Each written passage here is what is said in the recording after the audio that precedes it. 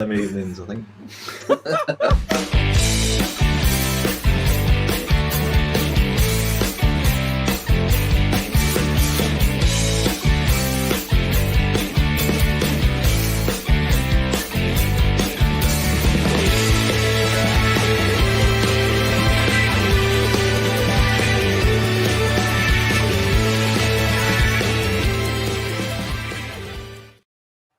Good evening, everybody, and welcome to episode 73 of the 72 review. The new season is well and truly underway. We had a really good, positive weekend last season with just me and Ian taking the floor. We managed, all right, but we've got a full house today, all five of us. We're just missing Jonathan, and it would be literally the full Avengers. Full house. Jonathan. Yeah, get my words out. So, if you are new to the channel, new to the show, we just go through all three divisions: Championship, League One, League Two. We touch on the important games, but we talk about our clubs more than anything. We've got 3 Sheffield Wednesday fans, Donny fan, and a Rotherham fan in tonight. So we'll go around the screen, introduce you to everybody. Like the video, comment on it, get in the chat. It does drive conversation. Share it, get more people in to join the community as well. So first up, he may not be here for the full show because he's been very busy today. It is Jake. Introduce yourself to the people. Let them know who you are, what you do, and why you do it. I am Puncture 41. I cover Sheffield Wednesday Football Club. I've been doing it for a long time now, and it's just like to have a community and talk about it all. And I also help host a podcast called Talking Wednesday Podcast. Jack's on that as well, and we just talk about Wednesday. I just need to check something on. Yeah, dusted off. It's back to normal. We're ready. Lovely stuff. That will be getting used tonight for sure. Next to you is Ian. Great tag. Couldn't finish our dinner. Couldn't score in a brothel this weekend, Ian. But we will get on to Rotherham. That's another accolade. No, introduce yourself. Yeah. Let people know who you are, what you do, and why you do it, mate. I'm Ian. I'm a 62-year-old Rotherham season ticket holder. I've been for years. And when the Millers are away, I've got my own YouTube channel going around the EFL, just doing match day experiences.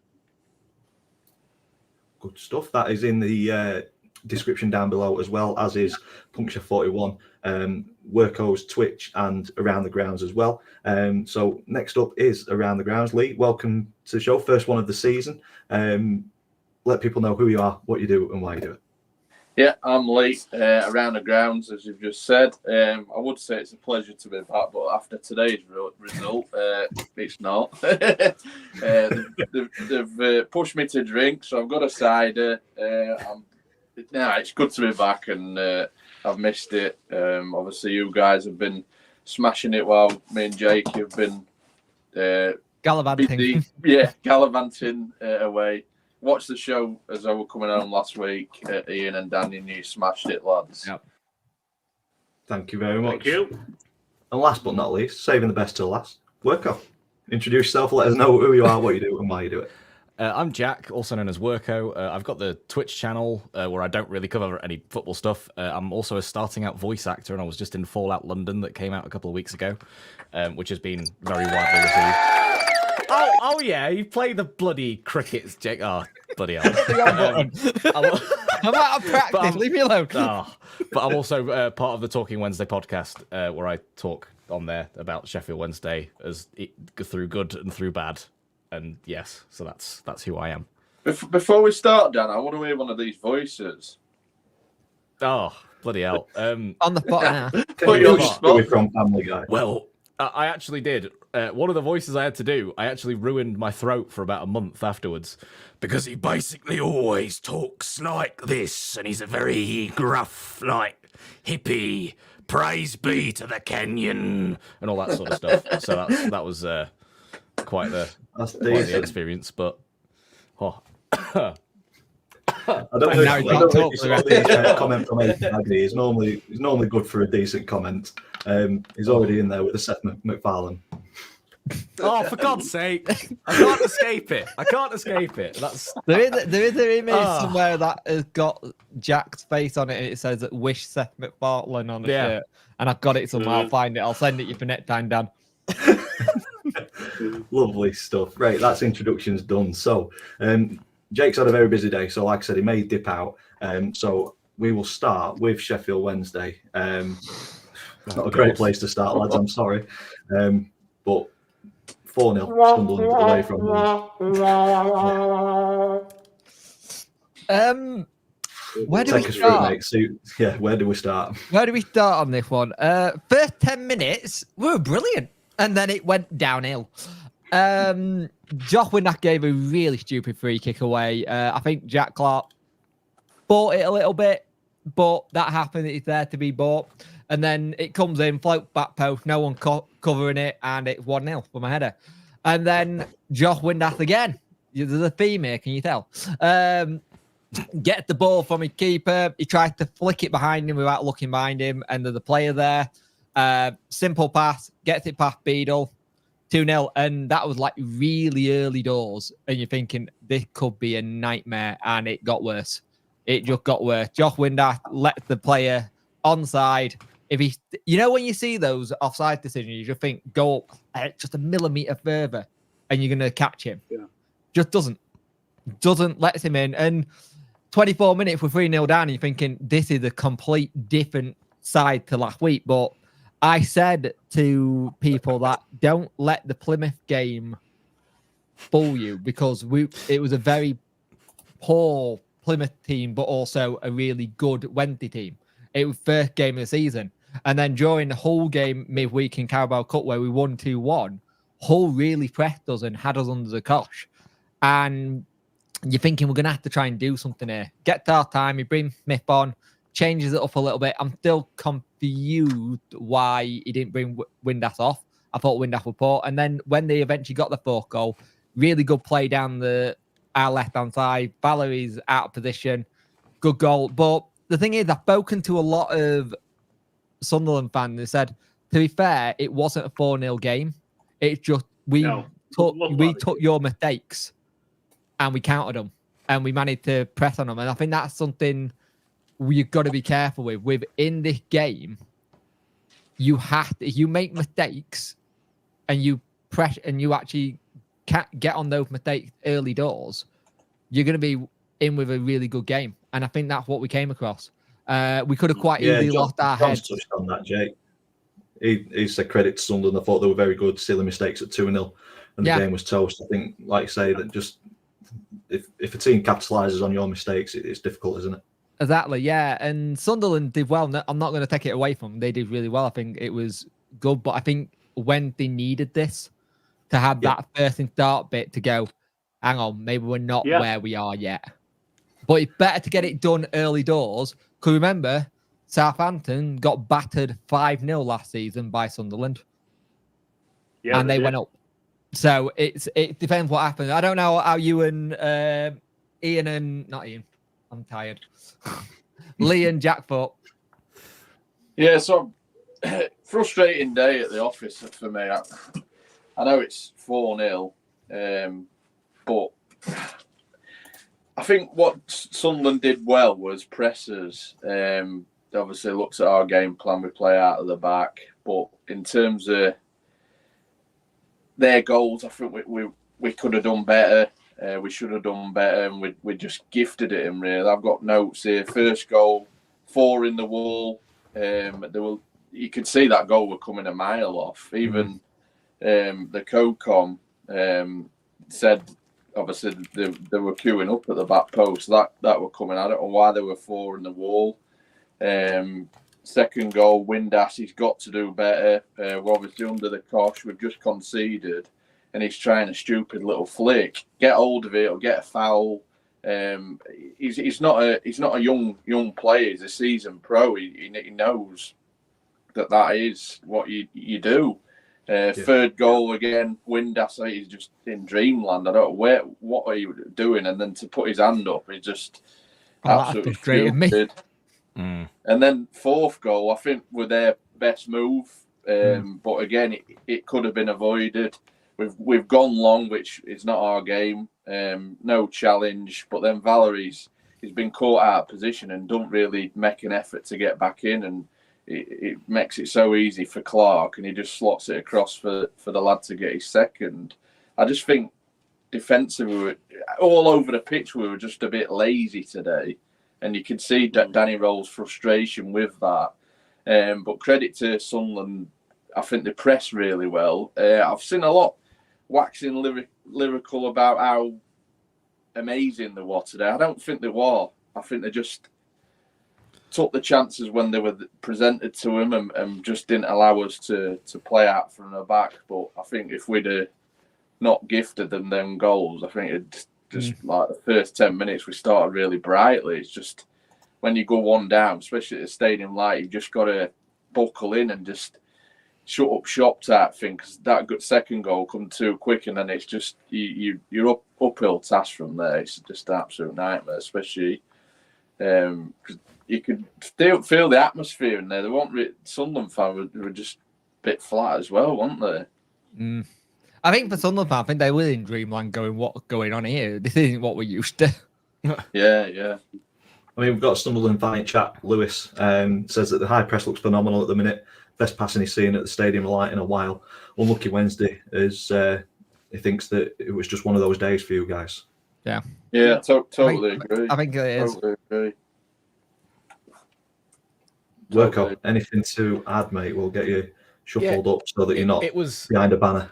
It was a frustrating one for me, because looking at how Sunderland were playing, and then we faced Hull in midweek in the Carabao Cup, and I didn't really see much difference in the quality of how Sunderland were versus how Hull were, and yet for some bizarre reason, the whole team that battered Plymouth last week, very rightfully so, just seemed so off the boil. It's like they didn't wake up this morning. Like they were, their first touches were awful. The passing for the most part was awful. It was so bizarre. And then also I thought, when Sunderland took off Patrick Robertson and Jack Clark wasn't really in the picture anymore, they didn't seem to offer much of a threat going forwards either. And it just seemed like it was almost Wednesday just gifted them the goals with individual errors, and it was bizarre. It didn't feel like a 4-0 defeat at all. It felt like it should have been a 0-0, or well, at most a 1-0 because of that very well worked fourth goal.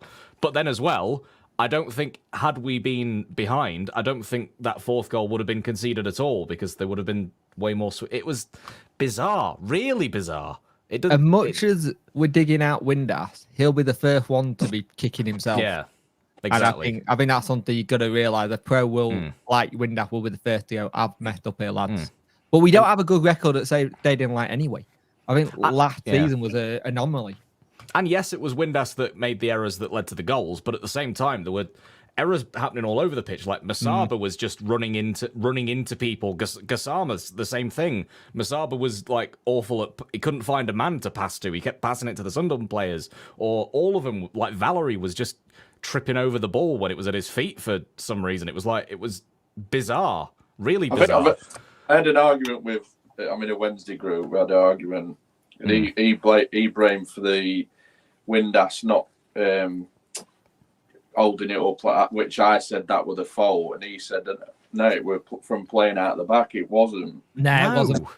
And if he thinks playing out the back is going to disappear, I think we're in dreamland. That's how Danny Rowe wants to play this year. He stated that in pre-season. That's why we played the teams that we did in pre-season, because he wants them to build on it. And I think it's just going to be a work in progress, and it's probably a good thing that it's happened now, so he can tweak things, and he probably still knows that he needs these players that can adapt to it and work on it. But yeah, I went into a meltdown when he blamed the passing from that Windass where he should have. I think for me, Plymouth game, you don't learn anything. This Sunderland game, he'll learn so much more and know what it is. I think it's better to lose like this and figure out where your mistakes are than to win each game 4-0 and then hit a game where you hit it and you're like, where's that come from? Yeah, and after Plymouth, I think this was a sort of acid test to see where we were. We've obviously, we can learn a lot from it. I think you can learn more from losses than you can learn from wins. So yeah, I think it's back to the drawing board, but no doubt this week the boys are going to feel it at training. Oh yeah. Oh yeah. It's funny that you three lads are saying about it's good to lose like this and kind of temper expectations and really see where you are. Because I've got a funny feeling that in about 45 minutes I'll be saying the exact same stuff. Well, It was never going to be sunshine and rainbows when you've had like 10 new signings through the door, potentially exactly, even yeah. more come in, and whole system change. Like, it's going to take at least till November to properly click everything together. So it was. It's If all you right. look at Twitter though, Donny Rovers fans all expected 100 points, 100 goals, and be champions by February. So It's all right, lad. No pressure. We just got Leeds next. I think that's a good one to come back into after a lot like this, don't you? I think that's a good segue as well. Well done, lads. I like that. West Brom Leeds. Yeah. It wasn't great. I watched this. It wasn't great. It was horrible. Yeah, it was one of those games where, I mean, it's very even stats, isn't it? 8 shots each, 1 on target, 60-40 possession, but it's two teams that we kind of expected to be in and around the mix come the end of the season, and I feel like that's a better result for Leeds than West Brom. Ian, you've not said much so far. Thoughts on this one? I thought they'd cancel each other out. Two decent quality championship sides going together. It's a pity it weren't more of a spectacle because it were quite a dull game. John decided to do some ironing halfway through this game. Andy hates ironing. I think the issue. Really, go on, You know what the issue with the league game is with Leeds at the minute, and it's very, very simple. They have lost so many of their star attacking players that they haven't got them. And I think, is it wrong that I think if Wednesday win on Friday, if Farker on borrowed time already? Yeah. Remember, there wasn't going to be a fire sale, though, Question guys. Remember, they made a big deal out of that. Oh, no, don't worry. There's not going to be a fire sale. People aren't going to be triggering release clauses left, right, and centre, and we're not going to be losing all our best players. Exactly But, well, yep. Yeah, it looks to me like they're obviously the news was that they owe all this money, this transfer money. I think that's coming to ring true. They have sold the most players in they've made the most Europe, money in Europe on transfers, and it's 140 million. Yeah. Wow. And I think most of that, well, all of it's probably going to pay this unpaid transfer fee bill, isn't it? Oh boy. I watched them against Middlesbrough midweek, and they were really, really poor. Really poor. And you can tell Farker's he's getting to that point where he's on borrowed time because they're already that feeling around, especially when that third goal went in. So yeah, I think after Friday, if they don't get anything, I think How can you blame Farker? How can you blame Farker when his board of directors are selling his best players from round him? I think a lot of Leeds fans on Farker are just sick of the not having another idea, not being able to have a second way of doing it. Always having to say, "Well, we tried this and this didn't work." It's like I understand it, but if you look at what happened in the playoff final, Leeds should have, with 90 points, should have gone up, but they didn't. Yeah. And it's the same thing when we went. When we were in League One, we should have gone up with our point total, but they didn't. So there's an issue there. ATID, I love what you just written. My summary is just about the simplified version of Ian's name. So on to Plymouth against Hull. ATID said that we drew with Hull yesterday, missed an open net for 2-0. The run for our non-existent midfield / defence to put it in top bins. 3 games in. I can't wait for this season to end. So it's not been a great start for ATID. Was there no improvement, ATID, on obviously the defeat at Hillsborough? Because I know you were there, and I think you went at 2-0. Yeah, so he said there was an improvement, but that's not hard. But against the Hull side, as poor as that, it's just going to be a long, miserable season. We did have them kind of in and around that area, didn't we? We worried for Plymouth this season. Where did you end up putting them? I think we had them relegated. Yeah. If I remember right. Here's a question I think we did. everyone. I think we did. Right, here's the question for everyone. Say they sat Wayne Rooney, right? Do they go get Ryan Lowe back? Well, this is it. Now, Innit? that With is 80 that Abby is a man. shout. That is a shout. Yeah. Yeah. Or do you just stop hiring Scousers full stop because you're They not really having have a a good thing for record? Scousers, don't they? It's getting to be a problem now. Is it? I think that's answered my Junior question Liverpool from went ATID. Odd. I think looking Well, as an somebody's got outside to looking take in our on this one. mantle. Say again, sorry. Somebody's got to take our mantle. 24th in Championship. They have indeed. Yeah. But yeah, look, from an outsider looking in, I mean, 16 shots, 7 on target. It's an even game, isn't it? Not Possession bad, yeah. wise, but after not kind of showing the best of them against Sheffield Wednesday in the opener, it's got to be improvements, hasn't it? You've got to look at that and think, yeah, there is something there, but I'm surprised they kept their Whittaker so long. I'm surprised he hasn't gone up to Rangers yet. yeah. There's time yet. There's a fortnight. True. There is. Game of the day. Bristol I think City, we Millwall. talked about this before we came live. Bristol City versus Millwall, 4-3. A game that ebbed and flowed. Bristol City were 2-0 up in 12 minutes. Pegged back, and then Millwall went ahead just after half time. And then obviously Bristol City turned it around with a last gasp winner by Scott Twine. But some fantastic goals in this one, wasn't there? Jake, do you want to take This was a really good game. I think it showed this. If you want to show how good the Championship is, show this game. This is the game that you sell it to anyone. I thought they played very well, both sets of teams. But I'm calling it now. Sinclair for Bristol City is going to be the snap player of the season who get picked up for nothing. I think he's that good. I'm surprised QPR cast in on him because he's very good. He's got good hold-up play and he's a young lad. But the fact that they managed to let Millwall come back into it, I was shocked because Bristol City are normally quite well known at keeping it quite tight at the back. And I think they only signed Twine this week, didn't they? Yeah. Yeah. Like, and the manager who will get the best out of Scott Twine is that manager. He got the best out of him at MK Dons. Yeah. And he'll get the best out of him. But I think there's just so many good goals. Yeah. It's hard to pick. You like weren't tapping, were they? No. Oh no. They were just like, you look at the stats there, 11-6, but Millwall fans must be annoyed that they didn't come away with something. Yeah. Like, if you're an away fan and you've gone to, you think we deserve something at least. I think any team that scores 3 away from home should be expecting to take at least a point back with them. So yeah, be gutted to concede on the 88th I think minute. what I worry about Millwall is the conceding a lot already. They need to get defensively strong, which is very unlike a Harris side. Yeah, Harris is normally quite Normally it's all defensively strong, isn't he? defense. Yeah. HRD said Millwall scored 6 goals and lost twice.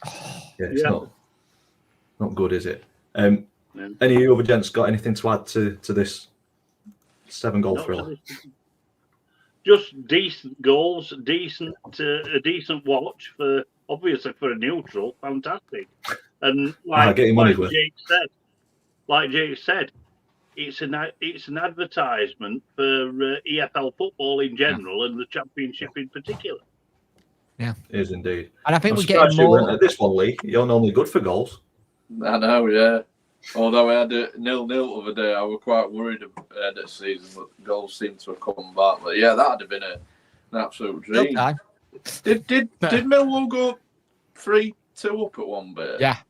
Yeah, they did, yeah. Jesus. I think the thing is, if you let Twine do what Twine does, you're asking for trouble. Yeah, he's a really good player. Really good player. How do we all think Bristol City will do this year? Halfway, like Preston. Yeah. I've changed on Preston. It all depends who they get in now. Yeah. Yeah. I kind of worry about Preston because didn't their caretaker quit yesterday as well? Yeah. I think I don't think he completely left the club. I think it was more like he's not going to bother with actually wanting to become the manager. Yeah, well, we all know what Peter Risdale's like. True. This time at Leeds. Yeah, I mean, yeah, it just looks a bit of a mess at Preston at the minute, doesn't it? I think if you're gonna get rid of a manager, you need to do it before summer. Yeah. So that they've got time to bring their own players in and their own style of play to do it one game in. It's weird what they said. What Riddell said about Lowe, though, isn't it? He loves the week to week, but hates Saturdays. Yeah, that's a odd statement. trade thing to say, isn't it? Yeah. It's an odd statement. It's like you don't want to do the managing side when you get to the game, kind of thing, but you like doing the training. Surely that says you need to be a coach. Yeah. Yeah. I think that's you're in wrong profession.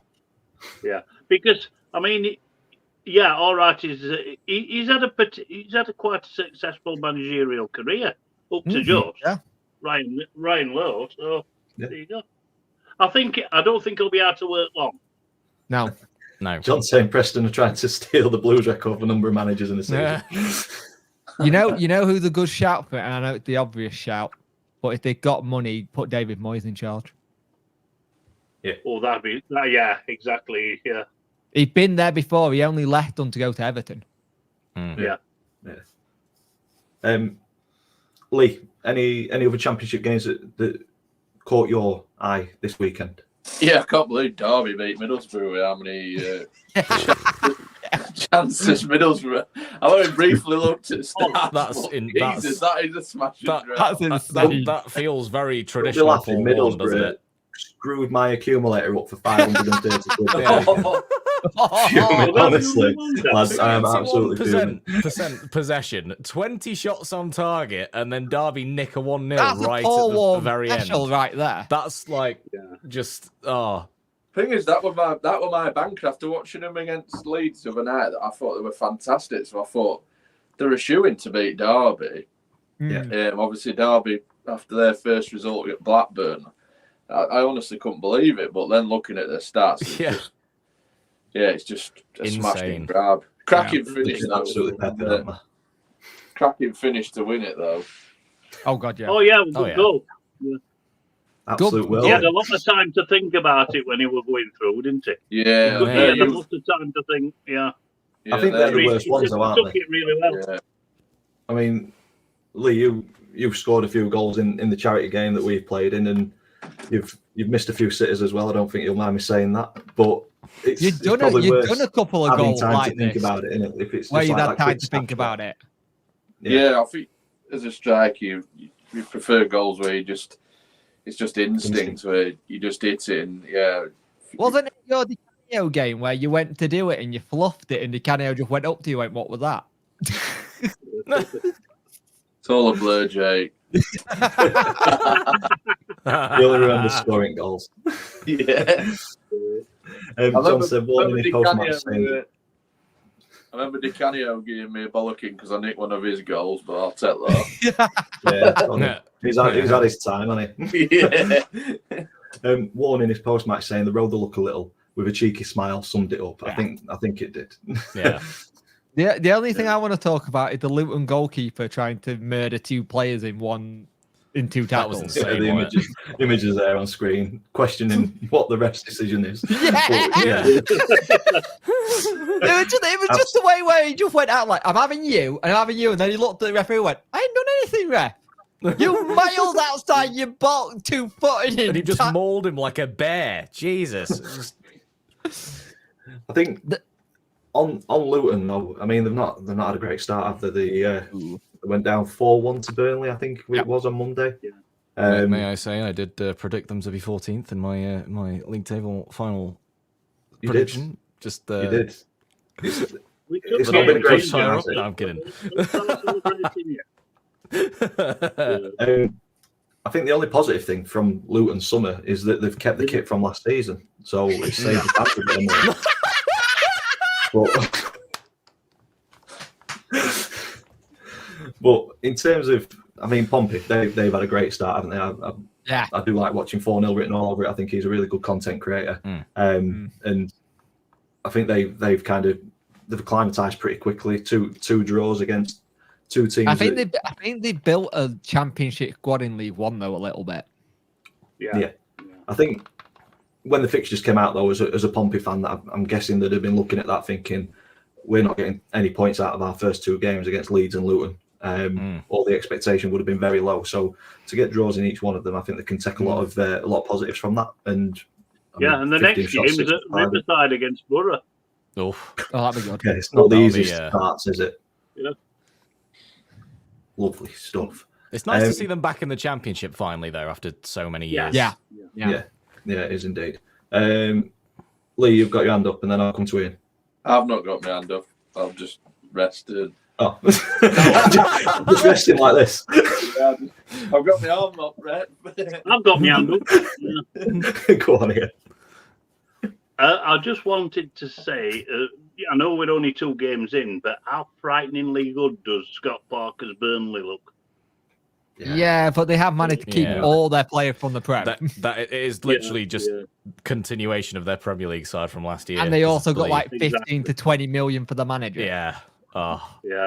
Like Goodmanson, he's too good. He's just Yeah. They did get a very big helping hand for the first goal, though. Yeah, they did. Yeah, true. Yeah. Oh, that were funny. That were funny. Yeah. I spoke to a Cardiff fan. The 2 games. A Cardiff fan went, well, back to normal. I know what my season's like now. I mean, it's not a bad start, is it, to have 4 shots on target and win 5-0? Yeah. ATID. Yeah, you have to do it. It was the start.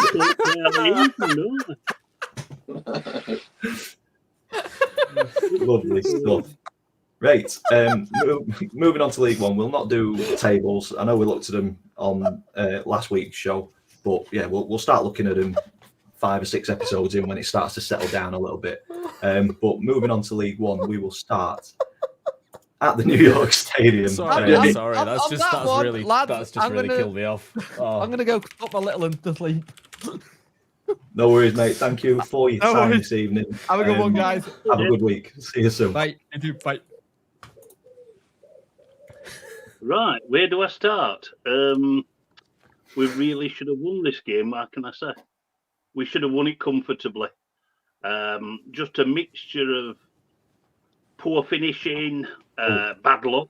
So sorry, Ian. Just to cut you off, we've got a request from ATID, and because he's a regular viewer of the show, I think we need to honour his request, because for the first time and probably only time this season, Plymouth are 21st out of the relegation zone. So there we go. Take a screenshot of that. Sorry, mate. Carry on. Right, I'll start again. We really should have won this game comfortably. We were so in control of it from start to finish.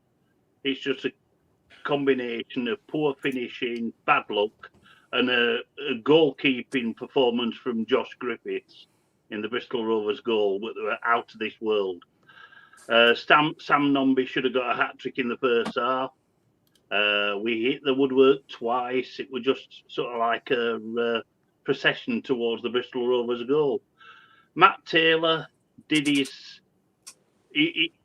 set his tactics up like he did with us for away games, and that's go for a 0-0 draw. And that's exactly what happened.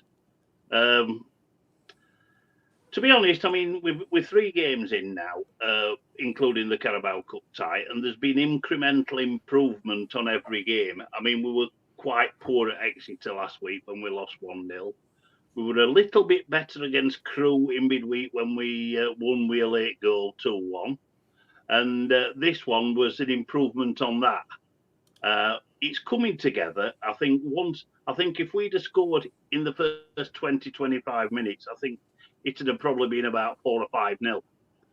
But we just couldn't get the ball over the line. It was frustrating, but performance-wise, quite happy with the performance. Some of the new players have settled in fairly well. I was quite impressed with Liam Kelly in centre mid.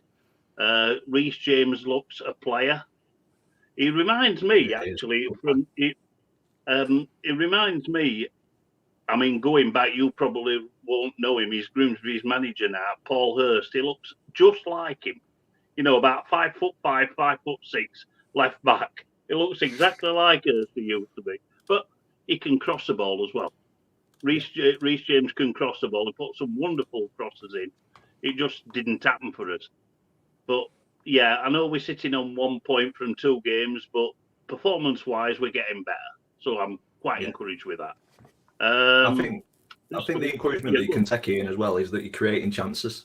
It's not like you're not scoring and you're not creating chances. Whereas creating chances, somebody's going to get on the end of it at some point. 20 shots, 5 on target. That doesn't really tell the full story. I mean, 2 of them, two of those chances hit the woodwork, and they're not counted on target, are they? So no. So you're 7 there, aren't you? Really? Yeah, exactly. Interesting.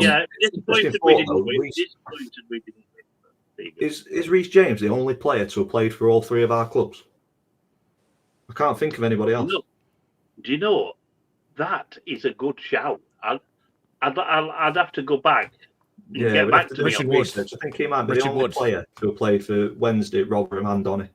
Richard Wood, I think, if I'm not mistaken. Oh, absolutely, Richard Wood. Richard Wood. Yeah. He also did it, yeah. 2 players. There we go. Who would have thought it? Yeah.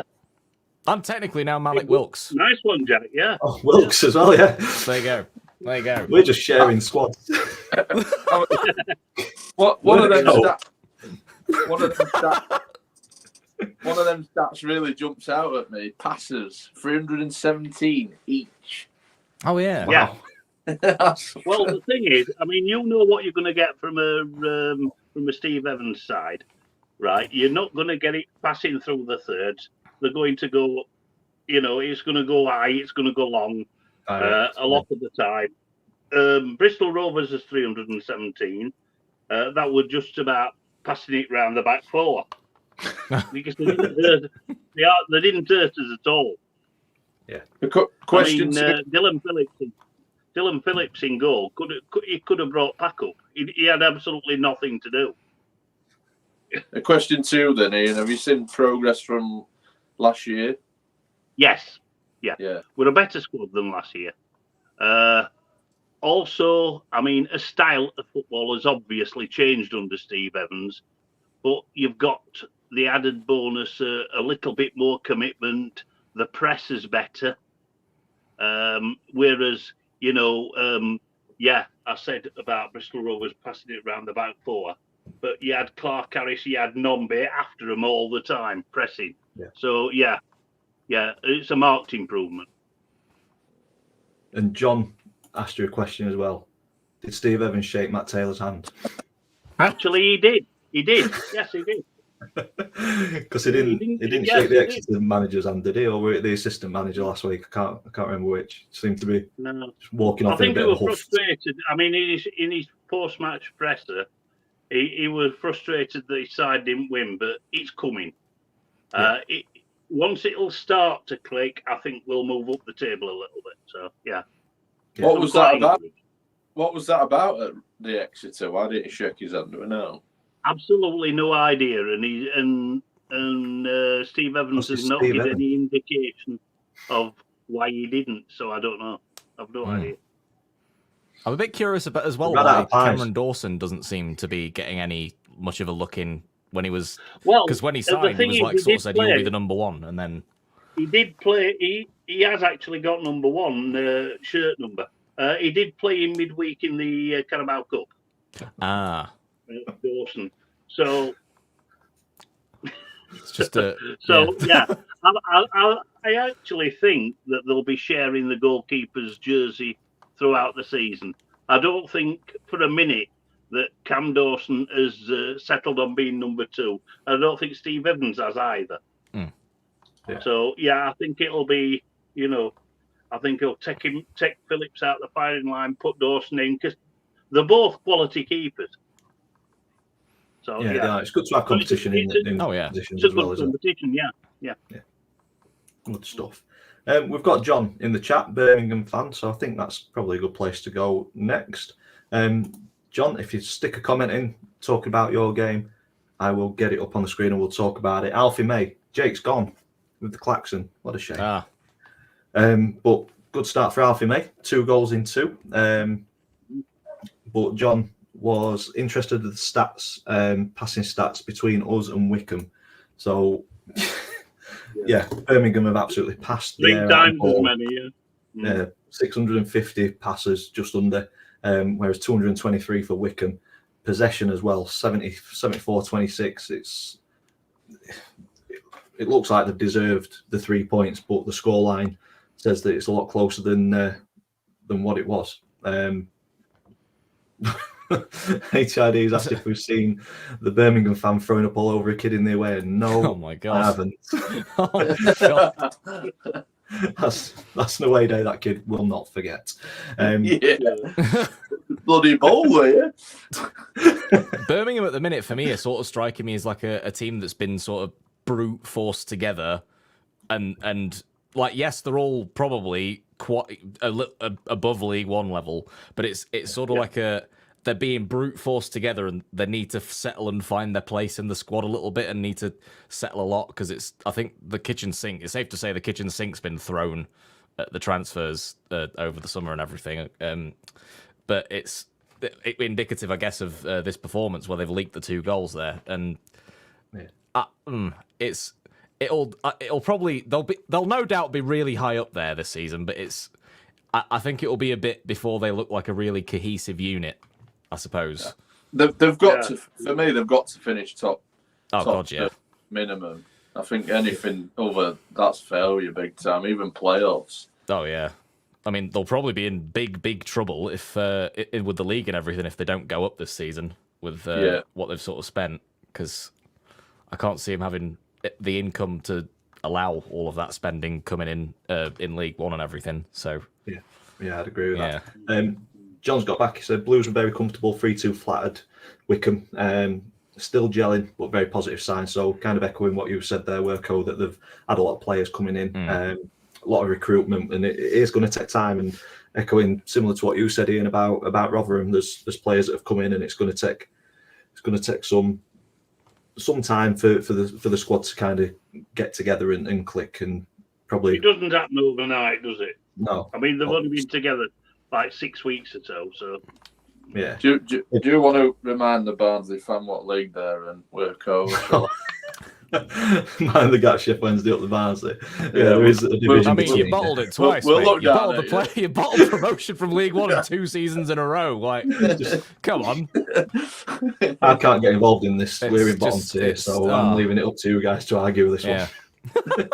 We're looking up at all of you. John said income's massive now, so I'm guessing like sponsorship and stuff like that will have an impact on finances. But no, a good start for Birmingham, and personally, I'm happy to see Alfie May settling in pretty well with 2 goals in 2, because he's a bit of a cult hero in Donny. We do like Alfie May. Well done on your pronunciation. What? Oh, cult. Oh, yes. I'm trying to think. Pronunciation. I'd have got that one wrong. Lee, you went to Lincoln, didn't you? Yeah, I did actually. I forgot about that. Talk us through this one, mate, if you can remember what happened. It must be today's result. Again, on paper, I'm really looking forward to. Obviously, 2 teams I think will be top half, playoff-ish, especially Barnsley. I'm going into it. I think last time they played each other, I think Lincoln beat them last season at Oakwell 5-1. So revenge was what Barnsley wanted, and they got it. Not a great game football-wise, quite scrappy. Barnsley, the 2 goals, probably all the chances they had really, and they took both. The first Cosgrove, I think, were really tidy finish. It happened quite quick. I actually missed it on my vlog, but looking back on the highlights, he takes it really well. And then obviously second half straight away, it's a killer to make it 2-0. Well worked down the line, puts a cross in, and I think it was Roberts, nods it home, puts them in up 2-0. And then Lincoln tough uphill task from there because Barnsley defended quite well, but didn't have much to really worry about. I think Lincoln are really missing that focal point up front. Speaking to a few fans, I think that's what they need to address, and that were quite evident on the day. But they managed to get one back from a really tidy finish. Corner comes in and he nods it down, and he's sort of swiveled and he's beat the keeper. Really good finish, and you think game on, but yeah, they really uffed and puffed after that without really causing any problems for Barnsley. But like I say, want a game to write home about. I think Barnsley just did enough. Defended quite solid. Midfield, Craig. I know you'll not want to hear that name, Dan. You know what? I'm honestly, mate. I'm happy to see him at League One. I think he was far too good for League Two, and I think we'd have probably had him back had our playoff campaign gone better than what it did. I think if we'd have gone up, I think Matt Craig would have been a Donny player this season. So I think in terms of his progression, any League One team would have been the right place for him to go, and I think it'll not be long before we see him in Premiership. Really, really accomplished player for the age that he is. Really good. Yeah, I think with Barnsley, I think if they get a striker that knows where the onion bag is, I think they've got makings of a potential to kick on to challenging that top two bracket, because I think they're quite solid defensively. Midfield, the midfield's obviously Oran, he didn't even play yesterday. They've got Luke. Is it Luke Connell? Is that his name? I think so. Yeah. Obviously Craig. So yeah, really good depth in that midfield. So I think if they address the striker issue, I think, which is what they're after, I think they've got the makings of a good side there. One of the lads that works at Barnsley fan, and he says exactly the same. Missing a striker, missing a goal scorer. Yeah. And to be fair to Cosgrove, he led the line quite well, and like I say, he took his goal well. But I think, they need someone to certainly replace Devante Cole, because his goals would be a big miss. But like I say, if they address that, I think they've got a good squad there. And I like Darryl Clark. I think he's a good gaffer. I think he's got good hands with him. Yeah. Have they addressed Luke Connell missing open nets from close range yet? By the way. Oh yeah, no, not yet. No. Oh, okay. I just thought, Anyway, Neil said that he was shocked to see MK relieve Williamson of his duties last night. I thought I'd missed something. Jonathan, the MK fan, has said it's fake news. They haven't. So I'm guessing. I thought I'd missed that. It's in that. Yeah. Just catching up with chat. ATIDs hammering the Barnsley fan. I love that. I do like the chat. We do. It's all in good fun. I'd say 99 times out of 100, we've kept it respectful, and there's been one or maybe two occasions where it's crossed the line, but I think the chat is always pretty decent. So keep the band going. Just another note on that Lincoln game. Lincoln fans, that top corner, brilliant. Yeah, is that really section 614 or something? Yeah, really good atmosphere. Really impressed. I went to a cup game, and obviously cup games are it's bit dampened, isn't it? So league yesterday were really good. Obviously both sets of fans were at each other, but yeah, it was really good atmosphere. It's all said in good fun. It's not. Anyway. Right, we're nearly at an hour and we've not done League Two yet. So, is there any other League One games that we want to touch on? Stockport, can't he? Go on. There's so much in there. I mean, Stockport, fantastic start. Mansfield were the game of the day in League One for me, 3-3 at Burton, against Burton. Sorry, but yeah, Stockport. What a start, eh? Especially against a team that we fancied to be in and around it. Ian, you want to take this one? To be quite honest, I mean, I predicted Stockport. I think I got them second in the league when we did our prediction show, and they're just looking excellent. They're looking full of goals, full of creativity. Good manager that's been there a few years. Real feel-good factor at Edgeley Park. They're gonna, if they continue for the first like 10 games like they are doing, they're going to take some stopping. I mean, I've got nothing but praise for them. I think they're looking a really good outfit. Yeah. Lee, you want to say something? Yeah, a team that you want them to do well. I don't know about you, you're kind of rooting for them. I don't know. I just feel like they're a bit the story that they've had, obviously with the issues, obviously come back into the leagues. Obviously promotion last season, and yeah, I think I've got them to finish probably 8th. I had. John's saying that Stockport are so tin pot, internet doesn't even have a badge for them. I've just seen that. Yeah. I think it's the same for Salford as well. I don't think they've got a badge for Salford either. Oh, crikey.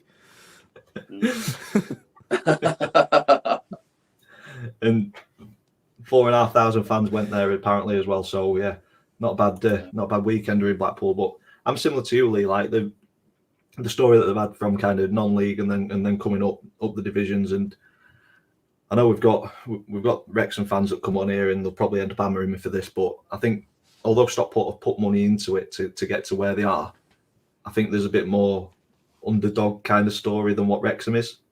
So I think that's probably why we kind of lean towards wanting them to do well. And then sometimes when Wrexham are on, you just think, piss off. Yeah. I mean, go on. On a side note, go on here, mate. Done it again, sorry. Go on and then cut you off again. 5 years ago, Stockport were in the National League North. They did. Yeah, It's like step 6, isn't it? Yeah, and the 7-year plan was to get in the Championship. Oh, Ian, you've sent me there. Oh dear. Right. Any other games in League One before we move on to League Two? I was just going to make a comment on. Oh, sorry, Ian. Did you want to? No, all right. It's your turn, mate. Don't worry. Descended into chaos. Come on. I was just wanting to make a quick comment on Reading because they've been somewhat written off, I think, this season again, just because of their ownership issues and I think beaten quite an okay Wigan side. I think it's even though they had slightly less possession as well. I think it shows that they're probably really on a good path, even though probably off the field everything's descended into chaos, and they might even potentially be getting wound up totally in the near future if things don't change. So I just wanted to. It's happy. It's a nice thing that they're still flying the flag, I guess, despite all the off-field trouble and everything. Yeah, and ultimately we don't want to see any of the 72 go into administration or disappear at all. We say it time and time again. There's rivalries, and you want to keep them rivalries. I mean, I'd hate to see any of the local clubs go under, because you have them weekends where you end up facing each other, and that's kind of what football's all about. You want that fierce rivalry and that kind of, I don't know, that matchup where it means so much more, even though it's only 3 points. It's the bragging rights, and I think any club potentially going out of business is not good. And you then think about the extended community that impacts the businesses around the area that kind of live for Saturdays or game days. And we don't want any club to go under. And like everyone sort of talks about Bournemouth and Luton, a little club that gets all the way up there into the Premier League and everything. And Reading were the ones that did that first. Basically, they really did sort of start that underdog getting all the way up their trend in the early 2000s. And it's nice to see them still kind of soldiering on despite all the adversity and everything. If anybody's going to make a documentary, it should be about them soon. Anyway, John said, adding to Reading, really impressed with Reading in the first game against us. They didn't lump it and had a plan and played some good stuff. Lovely stuff. Ian, have you got one final League One game before we round up in League Two? Yes, Scott Lindsay and Crawley Town. They're proving everybody wrong again. Yeah, we had them down, didn't we? We had them down last season, I think. Exactly. I mean, come on. I mean, they won the playoff final, then virtually got rid of the entire squad, signed players from non-league or out of contract players, and they've made a fantastic start. Yeah. I mean, take me hat off to them. I think they've done really well. Yeah, they have indeed. I mean, whether it can continue or not, it's anybody's guess, but that's not a bad start for a promoted club. I worry for Cambridge this year, and that's why I've got them in relegation. I think we all did, didn't we? I think so. Yeah. I think we had them in the bottom four. Okay, moving on to League Two because we're hurtling towards the hour mark, and I can hear my lovely wife clattering pans downstairs, which is her sign to say hurry up because we've not had dinner yet. So yeah, she's not doing it with pans; she's just whacking it with a wooden spoon. We started in League Two last week. We'll do a bit more on League Two next week. So we'll start at the bottom. Worko, is there any games that you want to touch on, mate? I don't think so, really. I wasn't very in the loop of what's happened in League Two. Lovely stuff. I'm sorry You've about met my wife. Yeah. Leeds. Any League Two games? One result that stands out: Chesterfield. What a result that is. All the goal. I think 4 goals first half, and then second half just wrapping it up. Fine display away from home. 20 shots as well. Unbelievable. They watched them on their season opener, didn't you? Yeah, they started well in that first half, but then they just seemed to take the foot off the pedal. But they must have obviously learned from that and really punished Crewe yesterday. It's a fantastic result, and I think they'll ride that wave this year. I think they'll be up there certainly this year. You always see the National League teams that's doing well. We're probably going to touch on another one shortly, and that's Bromley. Yeah. Fantastic start for them as well. They have indeed. Yeah, it's like you say, it's one of them from National League to League Two. I think we've said it before that the gap's not too big, and you tend to find that positivity from the season before does spill into the next season. And I think we had them in the top 7 in or around there. So yeah, I think they'll have a good season, Chesterfield. Yeah, you have to look at that National League. I think they don't have a cap of what they can spend, so the players and the infrastructure is already there. So it's with League Two, they've already got that limit of what they can spend. So yeah, I think coming up, that's what bridges the gap. So it's kind of a good thing, really, because you don't want to see teams struggle and you want to see them compete. And I'm buzzing for Bromley as well. I mean, wait, you're saying that Dave Allen's finally learned that actually backing your team and not calling your fan base cretins and alienating them all is actually he's finally discovered what that does. Oh my God. He must have done, yeah. Bloody hell. Ian, you watched Bromley against Harrogate last week.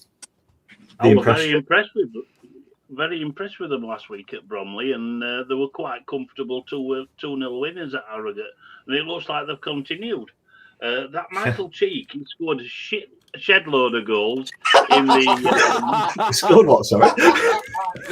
A shed load of goals in the National League last season, and probably for 2 or 3 seasons before that. But he's just got 2 in 2 in League Two, and he knows where the onion bag is, and that's a good win for them. Because I think they lost to the same opposition in the Carabao in midweek. I think they did. They lost to Wimbledon in the Carabao.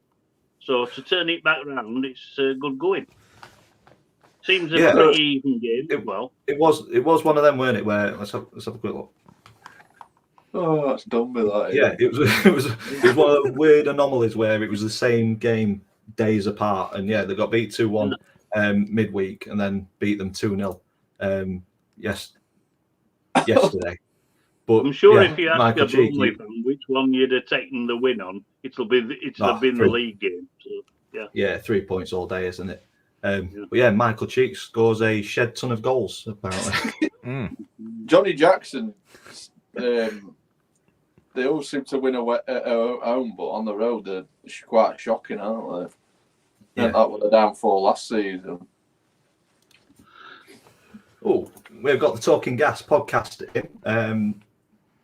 welcome to the show. Hello. I think we are wanting to get you on at some point in the future. So. You're lucky buggers.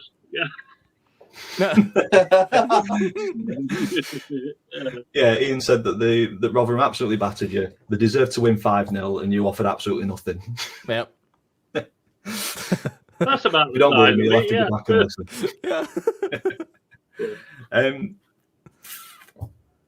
Colchester. We will touch on Colchester quickly because I've seen that Jonathan's in and out of the chat. Not a great start for MK. Not got a point yet.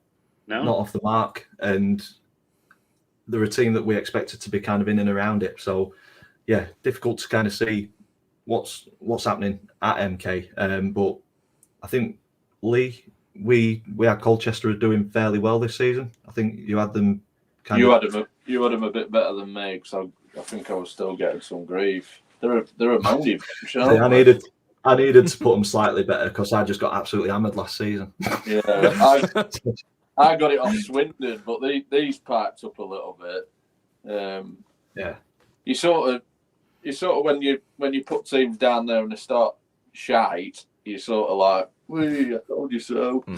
Yeah, but was there a team that included your thing in their official yeah, that was pre-match? Shrewsbury. Was it them or was it Shrewsbury? Shrewsbury? Yeah, Shrewsbury, yeah. Shrewsbury used your that was insane. Jonathan saying the table's upside down, giving League Two a chance. But yeah, Jonathan in the chat, let us know kind of how this game panned out, if it was a result that was deserved or not, because it's 2 late goals, isn't it, in the last 10 minutes? And yeah, fair. Looks like you've had more of the ball, similar amount of shots, but just not converted them into chances that are on goal. So is there any worries, or is it just a case of it'll click at some point? I'm not sure myself. I think with MK they've had a big overhaul on the squad, haven't they? I think it's going to take time. I think you look at teams that do like this, they do tend to start quite slow. I think it will gel, and I think they need to give him time because I do rate him as a manager. He did well at Gateshead, and he tries to play a good brand of football. So I think there's no worries there. Yeah, be interested to see what happens going forwards as well with their the club sale that kind of just happened out of nowhere. Yeah, should be quite an interesting turn of events going forwards. January could be busy. Yeah, Kuwaitis or something like that. Yeah, I think so. Yeah. I've been trying to avoid talking about this, but I suppose we've got to, haven't we? Yeah, I did wonder when you were getting on it, mate. So I'm pretty much going to echo what you guys said about Sheffield Wednesday. We had a really good start last weekend. Went 1-0 up in the first half, pegged back early in the second half, and then we kind of found his rhythm again and saw Accrington off 4-1 at home. Before I carry on, Jonathan has popped commenting about MK. 12 new players, another 2 due in next week. Crikey, Need momentum before Donny thrashes. ATID making Sheffield Wednesday talk first. Yeah, Sheffield. Oh, he's done the cardinal sin. John, we will be talking about the 72 Review Fantasy League after we talked about Donny, so we will get involved with that. But no, it seemed very similar to last weekend. Fairly comfortable in the first half. Went 1-0 up. Good goal by Bailey, who is one of the best box-to-box midfielders at the level, in my opinion. And then straight after half time, I think it's minutes. 47 minutes. Courtney Baker Richardson's managed to get a nick on a whipped ball in. Just fell asleep at the back, and then I thought, it'll be the same as next week. We'll get back into his rhythm and we'll turn him over, because Newport County, kind of probably hit them at the right time, where they've got a lot of players coming in, new manager, new system. So I thought there was potential to go to Rodney Parade and turn them over. But then 2 goals in 3 minutes just kills the game. I think if we stay a bit more solid after the second goal goes in, there's a chance that we get back into the game. But it with the double punch there, it's difficult to kind of bounce back from that. And you look at the stats: 21 shots, 8 on target, and similar possession wise, similar passing. It's probably not a game that we deserve to lose, but I think it's probably come at the right time because, like I said earlier, on Twitter, if you have a look, Donny are getting 100 points, are scoring 100 goals and winning everything. So I think to kind of temper expectations and kind of just bring us back down to earth a little bit, then I think it's come at a good time. But it's all about the response now. Next week against Morecambe, I think if we respond well, then that confidence and that kind of belief will come back. But yeah, ATID said 3 good goals from Newport Mine. The second was decent. Yeah, Owen Kai Whitmore, the rocket. Yeah, that second goal was fantastic. I think first and third we could have done a little bit more defensively about it, but yeah, that's football, isn't it? Rodney Parade and Doncaster Rovers don't seem to mix. We got battered 4-0 there last season, 3-1 this season. Hopefully that's the worst result that we get all season. I don't mind losing by the odd goal and having a performance there, but yeah, it's just a bit frustrating to see us kind of capitulate a bit like that. But hopefully, like Lee, Worko and Jake have said, that you tend to learn more from your defeats than your wins, and hopefully we're learning quite a lot from this one and make it and put it right for Morecambe. And then we've got a little encounter at Goodison the week after, which I'm looking forward to. So maybe that's had something to play a part of where maybe attention's been taken elsewhere. But Dan, you always have to look. You always have to look back if you have a result like this. That's what I keep telling me. Saying, look at our starts last season, mate. It could have been a lot. Yeah. The season's very long, isn't it? There's 44 games left. It ain't going to be won or lost in August. And this is what I put on Twitter. I think as football fans, we need to stop getting too high on wins and saying HMS pissed the league and stuff like that. I know a lot of it's banter and stuff, but I think you shouldn't get too low on defeats as well, unless it's becoming like a regular kind of, there's a pattern emerging and you're struggling. Then I think the odd results and stuff, you've just got to kind of take it on the chin and hope to see some sort of response and improvement in the next one. Yeah.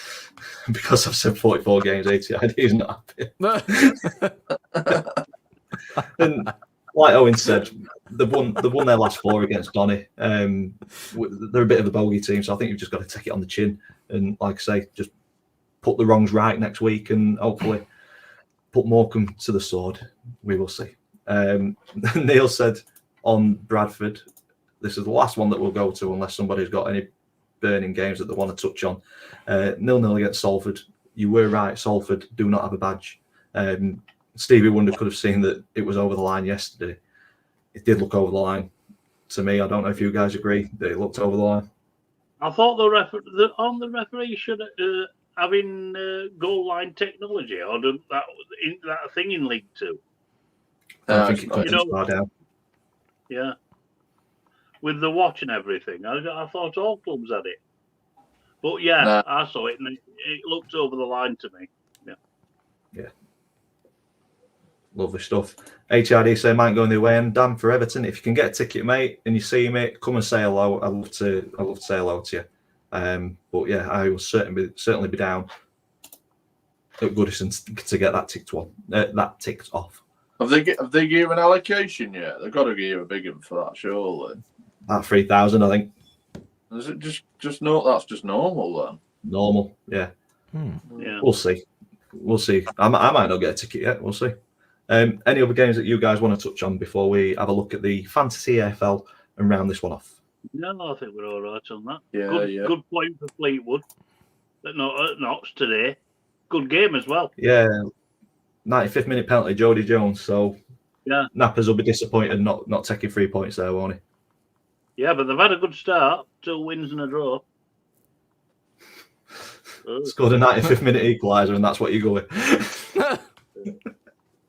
Fair enough. Lovely stuff. Okay, moving on to the Fantasy EFL. John, I think was it John who asked? Yeah. Jonathan, John Morrell, yeah. Yeah. So we do have a 72 review league. So if you're on Fantasy EFL, just search for 72 review league. It is a public league, so you should be able to join it. We've got 17 people in at the minute. We'll start at the bottom. Jonathan and MK, bottom of both tables, I think. Sorry, mate. Oh dear. Oh, It will Jesus. improve. I hope It will it's not at improve. work. Took Oh, him bloody hell. to freezer. Yeah. I'm not doing too much better. I've dragged myself up. I got 25 points the first week, so I've had quite a decent week this week. 81 points, but yeah, it's going well. There's a lot of players over 100 points already, going all the way to the top. Ian, you set this up. You're currently mid-table in 8th. Not doing too bad yourself. Not too bad. And Lee, I'm having a around nosebleed up there. 137 points. You've had two absolute stonking weeks. They're decent, but Adam Gittins, very good Doncaster Rovers content creator, he's currently leading the way with 146 points. I was top. He had Jody Jones. Killed me, that. Yeah. I was There we banking go. on bragging about that today. Top at league. He's not had a massive week there, though, so he did really well that first week. So, yeah, lots are going to change in that. So if you want to get joined in with that, this is replacing the predictions this year, and we'll see which one we prefer to do And the throughout winner the season. gets a meal with Dan. It's what, sorry? And the winner gets a meal with Dan. I still owe him, Neil. Winner gets absolutely nothing. Bragging rights, that's all you get. Lovely stuff. So that brings us to the end of episode 73. We'll go around the screen. Any final words? We'll start here. Workout. It's just really nice for football to be back, I guess, with everything that's going on in the world at the moment, and especially in the UK with all the violence and everything. It's nice to have a bit of not outlet, but a bit of a distraction from all of that. And it's, I think a lot of people really do depend on football being around for their like coping system, mechanism, whatever your escapism, and it's just nice that that's finally back again after a long old summer. So yeah. ATID disagrees. John's not happy now. He's just found the league and joined, but then he said that there's a meal with me, so he's not too happy himself. Hey, if it's going to be that executive thing at Donny, bloody hell, hey. that looked quite a strap-up meal. That did. Yeah. Oh. We ate like kings that day, Lee. Oh yeah, we did, mate. Yeah, we need a return. There's got to be some new items in it. Yeah, there's got to be something new on there. Yeah. I'm still full. Go Go on, mate. Any final words? No, just echo what Worko said. I think before the season, I think you've finally said absorbed looking at negative stuff, what were going on. I would just constantly on Twitter, and it would just feed with full of it. So now football's on, it's just took away from that, and it's absolutely fantastic to be back. It's great to be back in a football ground, just getting out there and just watching football, even when your team lose, win. Just seeing friends or meeting new people, it's absolutely brilliant, and it's great to talk about football and be back on this on a Sunday evening. Is indeed. Ian, any final words? Absolutely echo what Jack and Lee have just said. It's escapism from life, isn't it? Really, football. And one thing that we've all forgot to do today is to say hello to Finlay.